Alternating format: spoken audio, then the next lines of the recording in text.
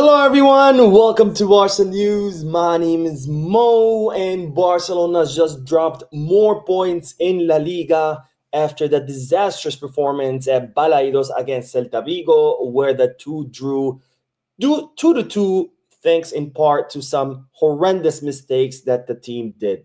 This is the post-match live analysis. We have a lot to discuss, so let's begin.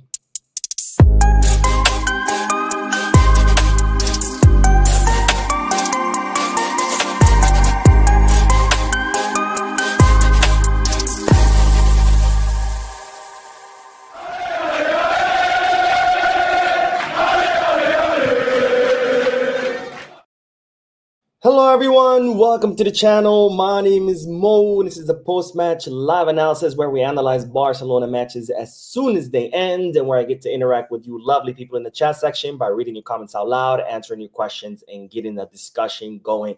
Now, as I announced in yesterday's video, I'm currently out of town. I'm going to be out of town for 2 weeks, but don't worry. I brought my camera, my laptop with me, so we'll be making daily live streams where I'll give you the Barcelona news. I won't address the chat section. This is just to keep it brief and keep you up to date. Anyways, having said all that, make sure to hit the like button, subscribe to the channel, drop a comment, and let's begin with the match analysis, because Barcelona just dropped 2 more points after a disastrous performance against Celta Vigo, 2-2, where Barcelona were leading 0-2 up to the 82nd minute, and then a series of mistakes, starting with Marc Casado's red card, where he pushes Ilaish Moriba in the middle of the field, and he already had a yellow card. No need for that foul. It's not like Ilaish was going to take off and score on us. That was the first mistake. The second mistake, Jules Koundé. What the hell was he doing? The way he just grabs the ball, starts dribbling towards Iñaki Peña, gets the ball stolen from him. Celta Vigo score a goal, and now with one man less, or one man down, with Celta Vigo have just scored. Of course, they all came forward and they scored a second goal. Absolutely disastrous match, but that's not where it starts. It doesn't start at the 82nd minute where Barcelona concede those 2 goals in like 2 minutes. It started in the minute 1, because Barcelona did not play a good match whatsoever. Barcelona struggled throughout the whole match, and even when Barcelona were up 0-2, that scoreline was very deceiving, because that was not a scoreline that was, let's say, a just or a fair scoreline, because Barcelona had not done anything impressive where you could say, wow, yeah, 0-2, totally, Barcelona should be winning by 0-2. Not at all. Barcelona had a horrendous match where they were struggling to create chances, where they were struggling to create danger.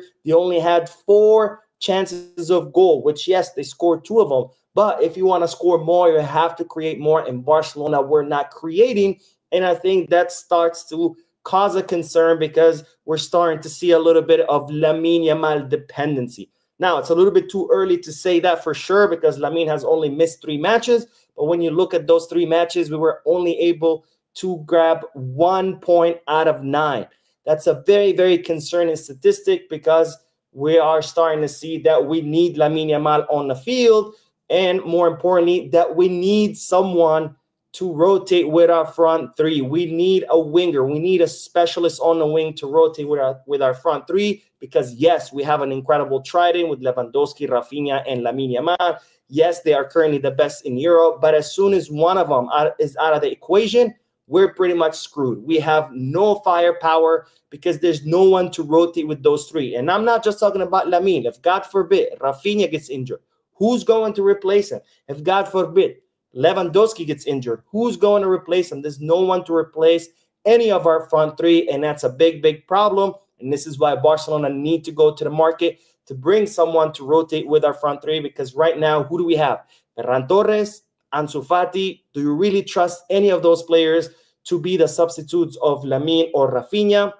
Because I don't, and we're seeing that clearly. We saw it against Real Sociedad, where we had 0 shots on goal. We saw it today, where Barcelona really struggled to create danger. So we're seeing the effect and the weaknesses of our front, where we don't have anyone to rotate with, and we also don't have anyone that can create that danger on the one-to-one, on that dribble. The only one who can do that is Lamine Yamal. When you take Lamine Yamal out of the equation, now you don't have anyone in the front that can create that space with the one-on-one duels, with the dribbling, because Rafinha, He's not that kind of player. We've always known that. Lewandowski, he's a center forward, and he's more of a box predator. He's not someone who can also grab the ball and dribble. So we're seeing that weakness in Barcelona where we need a specialist on the wing, where we don't have anyone of quality to replace any of our front three. We're seeing that haunt us time and time again, because when Lamine Yamal is on the field, because he has that dribbling ability, he automatically gives you a huge advantage. Even if he doesn't have the ball, even if he's not doing anything,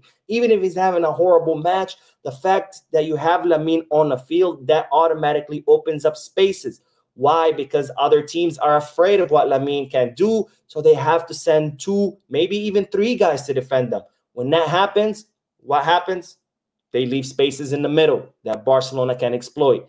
When Lamine is not on the field, since we don't have anyone who can dribble past defenders, they don't have to send 1 or 2 guys to, 2 or 3 guys to mark our wingers. They only have to send 1, which closes the spaces in the middle, and now we're screwed. And we saw that today, where the only option Barcelona had to attack was down the middle, because we don't have anyone that can create dangers on the wings. And as such, all Celta Vigo had to do is compact their lines, and boom, danger is done, because we're trying to go through the middle. You close that block, there's no other place that we can go through, because there's no one that can cause danger on the wing. So big problem in Barcelona. We need someone of quality to be able to rotate with Rafinha and Lamine. We need a specialist who can dribble past players, because as soon as Lamine comes off, there's no one to do that, and that diminishes Barcelona's options as far as creating danger.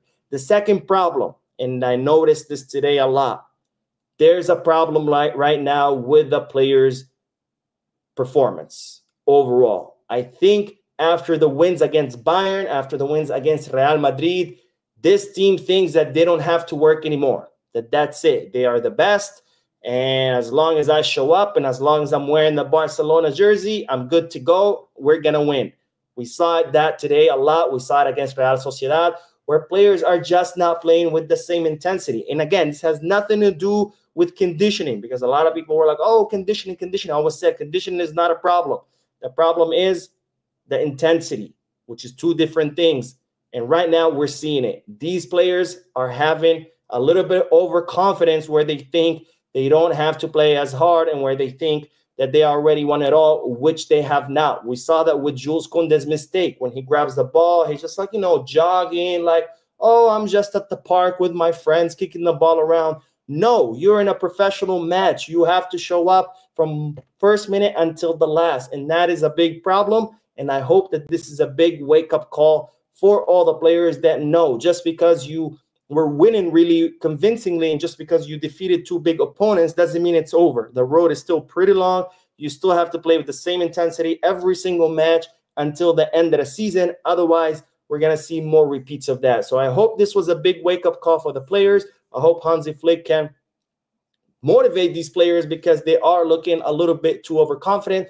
And finally, the first point that I talked about, which is we need a world-class winger that can dribble past players to come to the team, because right now we don't have anyone to rotate with our front three. We don't have anyone that can create that danger on a one-on-one. Anyways, let's do the chat section real quick. I'm only going to do a few comments because I do have to go in about 5 minutes. I have to go somewhere. This trip, part of the trip is for work. The other part is vacation, but my vacation doesn't start till next week. So right now, technically, I am on a work trip. So I do have to leave in a little bit, but let's do a few more comments and then we will end the live stream. And of course, later tonight, I'm doing another live with Barcelona news. So stay tuned to the channel. All right. Mike Valencia says, good afternoon, Mo. Bouncing back was expected. Man, I can't believe we witnessed silly mistakes at this level. I agree 100%. I mean, and at least with Marc Casado's mistake with the red card, there was no need for that. Like the way he pushed Elias, you already have a yellow. Why are you pushing a player? And it's not like the player was about to take off his score goal. But it's fine, right? You can forgive that kind of mistake because it's Marc Casado. It's his first season in first division. He's been absolutely impeccable every single match. But then the mistake that Koundé makes, we've seen him make mistakes like that before. So that's a problem. Now, of course, that doesn't erase all the great work that Jules Koundé has been doing. This doesn't mean all of a sudden that Koundé sucks. We need to get rid of him. No. Koundé has been absolutely amazing. He's easily one of the best right backs in Europe right now. But that mistake is unacceptable because we've seen him make mistakes like that before where he just loses connection, where he's just, there's a disconnect where he's just like falls asleep, and that cannot happen with an elite player. And nonetheless, with an elite player that we paid 60 million euros for, that should not be happening.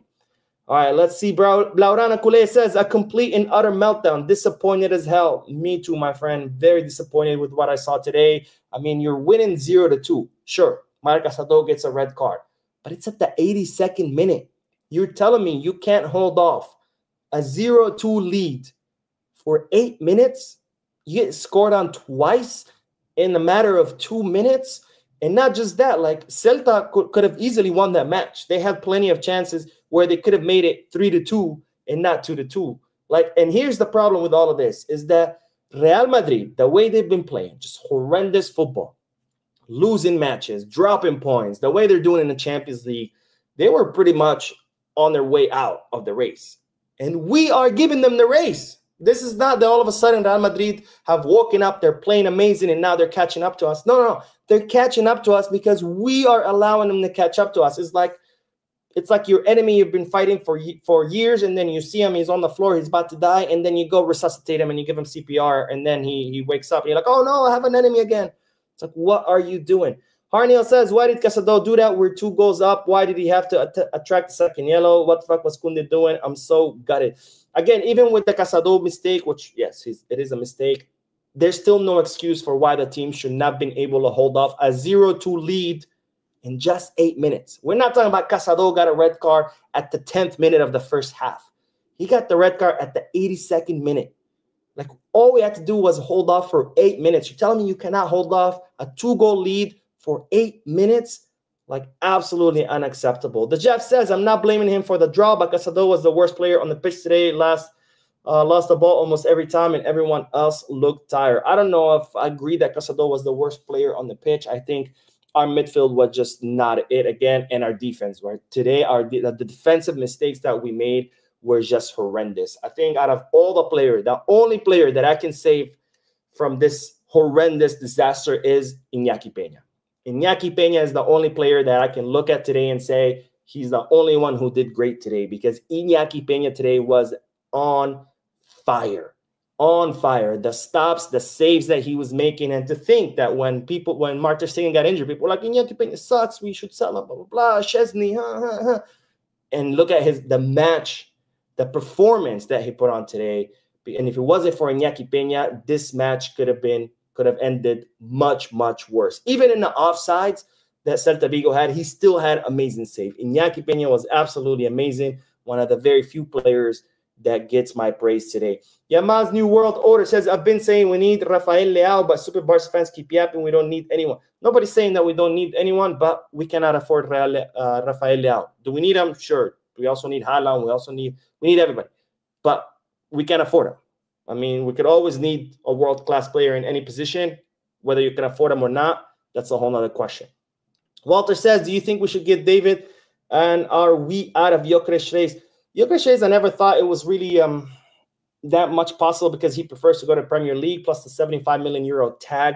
It's pretty expensive, and Sporting CP, they're not accepting trades, they're not accepting draws or anything like that. But anyways, that is all, guys. I have to go, so I'm gonna end this live stream. Thank you for tuning in. Don't forget to hit the like button, subscribe to the channel, drop a comment, and I will see you guys later tonight with the news video. And as always, Visca.